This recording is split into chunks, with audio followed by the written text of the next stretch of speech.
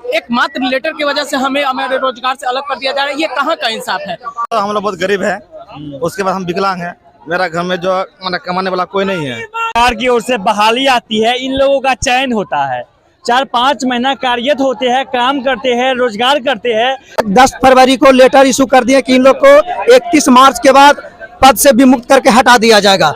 तो एक तरफ सरकार कहती है कि बेरोजगारों को रोजगार दे रहे हैं और एक तरफ रोजगार दे करके हटाया जा रहा है। एक कहाँ की नीति है? सिर्फ हम लोग को जो अधिकार है, जो हम लोग को रोजगार दिया गया है, उस पद पे पुनः स्थापित किया जाए। और कन्हैया प्रसाद श्रीवास्तव से रिक्वेस्ट है कि अपना लेटर को शिक्षा मंत्री के अनुसार वापस ले लें। आप लोग कार्यरत थे, आप लोगों को हटाने की नोटिस दिया गया? जी बिल्कुल, नोटिस दिया गया है कन्हैया प्रसाद श्रीवास्तव जी के द्वारा। मेरा कहना यह है कि सौतेले के साथ अगर सौतेला का व्यवहार होता है तो ये कुछ पल के लिए हजम होता है, लेकिन अपने ही राज्य के लोगों के साथ जो है इस प्रकार से अन्याय किया जा रहा है, रोजगार दे करके बेरोजगार किया जा रहा है और दूसरे राज्यों से ला करके रोजगार दिया जा रहा है। ये सरकार की कुरीतियां जो है हमें समझ में नहीं आ रही है। मैं सरकार से आग्रह करना चाहता हूं कि हमारी लेटर को जो है, जो 10 तारीख को आप लेटर निकाले हैं, उसे वापस लीजिए और हम लोग को जिस पद पर थे पुनः कार्यरत कीजिए। और सभी लैब को चलाने के लिए एक इंस्ट्रक्टर की जरूरत होती है। जैसे देखिए, डॉक्टर को अगर बोला जाए कि आप डॉक्टर मरीज को देखिए और इंजेक्शन नहीं करेगा, सरकार के द्वारा एक नोटिस निकाला गया है कि इंस्ट्रक्टर का काम बीपीएससी टीचर करेंगे, वो पढ़ाएंगे या लैब चलाएंगे। तो हम लोगों का मांग है, जो हम लोगों के साथ अन्याय हो रहा है वो अन्याय ना हो। हम लोगों का चलिए, हम थोड़ा प्रीवियस में जानना चाह रहे हैं, आप आईसीटी में सिलेक्ट कैसे हुए थे आप लोग? हम लोग को मतलब वही क्या बोलता है, मतलब 7वां महीना में के पाठक के द्वारा एक लेटर आया कि हर एक विद्यालय में आईसीटी लैब इंस्ट्रक्चर होगा। तो वही के पाठक के द्वारा माध्यम से लेटर निकला। उसके बाद हम लोग को इंटरव्यू हुआ और हम लोग का ज्वाइन हुआ। ज्वाइन होने के बाद में हम लोग अभी 4 से 5 महीना कार्यरत है। ई शिक्षा कोर्स पे हम लोग 4 से 5 महीना से काम कर रहे हैं। और उसके बाद में जो दक्ष होता है 4, 3.5 से 5 के बीच में हम लोग वो भी कार्य कर रहे हैं। और 4-5 महीना से हम लोग कार्य कर रहे हैं और हम लोग को अभी तक वेतन भी नहीं मिला है। और 10 फरवरी को कन्हैया प्रसाद श्रीवास्तव के द्वारा एक लेटर निकाला गया है कि आप लोग के 31 मार्च के बाद सेवा मुक्त कर दिया जाएगा। तो हम लोग से सरकार से यही निवेदन है कि जब हम लोग को जब निकालना ही था तो हम लोग को ज्वाइन क्यों करवाए, और जब ज्वाइन करवाए तो हम लोग का अभी तक वेतन भी नहीं मिला है। आप लोग 10 तारीख को लेटर निकलवा के आप लोग बोल रहे हैं कि इनको निकालना, ये कहाँ का उचित है बताइए? यूपी से आकर यहाँ पे रोजगार उन लोग को दे रहे हैं, हम लोग को रोजगार एक तरफ आप बात करते हैं कि आप लोग को हम रोजगार देंगे, और जबकि हम लोग को रोजगार मिला हुआ है तो आप लोग हम लोग को पेट पे लात मार के वो रोजगार को छीन रहे हैं। आप लोगों को बहाल आया, आप लोग बहाली में सिलेक्ट हुए, आप लोगों को चयन किया गया, 4-5 महीना कार्य थे, वेतन नहीं मिला, अब नोटिस आया कि निकाला जाए इन अभ्यर्थियों को। जी बिल्कुल, ये बात एकदम बिल्कुल सही। 10 फरवरी 2024 के डेट में कन्हैया प्रसाद श्रीवास्तव जी के द्वारा ये लेटर नोटिस निकाला गया। हम चाहते हैं कि ये 24 घंटे के अंदर लेटर वापस ले कन्हैया प्रसाद श्रीवास्तव से मेरा निवेदन है। कितने संख्या में है आप लोग? हम लोग 10,000 की संख्या में है लगभग, और नौबत ऐसी आ गई हम लोगों की आत्महत्या की नौबत आ गई है।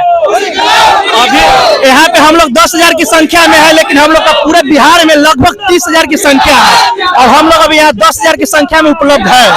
30,000 परिवार को कहीं ना कहीं सड़क पे लाने की प्रयास किया गया। जी बिल्कुल, 30,000 परिवार को ये लोग रोजगार देकर बेरोजगार करने का काम कर रहे हैं ये बिहार सरकार।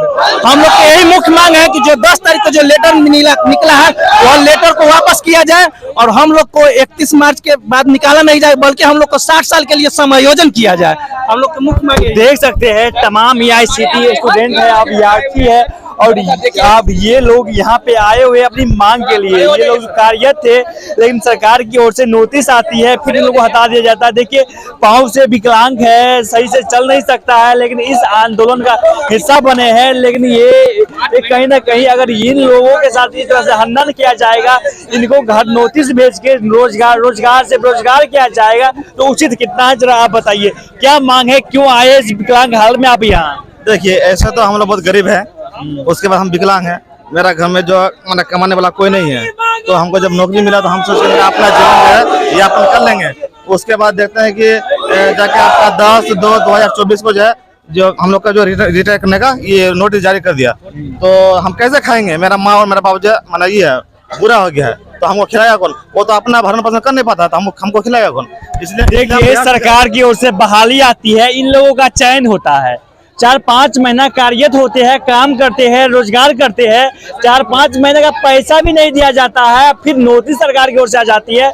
इस नोटिस के को इन लोगों को बेरोजगार बना दिया जाता है। इन लोगों ने हाना फाना में यहाँ आए सैकड़ों के हजारों की संख्या में और अपनी मांग मंगवाने के लिए सरकार से धरना खुले आसमान के नीचे धूप में धरती पे बैठ गए। जैसे कि आप देख रहे हैं विकलांग है पाँव से, ये भी इस आंदोलन का इस प्रदर्शन का हिस्सा है। अगर इन लोगों के साथ इस तरह का बिहेव होगा तो इन लोगों का रोजी रोटी घर परिवार कैसे चलेगा? जरा आप ही बताइए।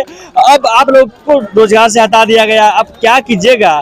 तो हम क्या करेंगे? आप सरकार ही बोलेगा तो हम क्या करेंगे? नहीं तो सरकार का घर में जाके आत्महत्या कर देंगे, नहीं तो सरकार जो है लेटर को वापस कर दे, तो हम लोग का 60 साल के लिए हम लोग का परमानेंट कर दे।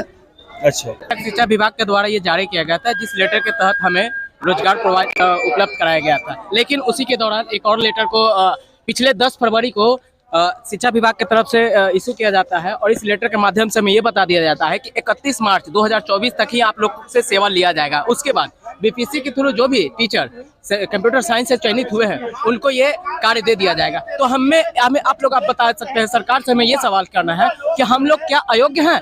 क्या बिना अयोग्यता के कारण हमें चुनाव किया गया था? आप ये बताइए कि क्या हमारा परफॉर्मेंस खराब चल रहा था? कभी भी किसी प्रकार का ऑडिट नहीं किया गया अभी तक। अगर आप ऑडिट करें तभी तो हमें पता चलेगा ना कि हम लोग योग्य है या नहीं है।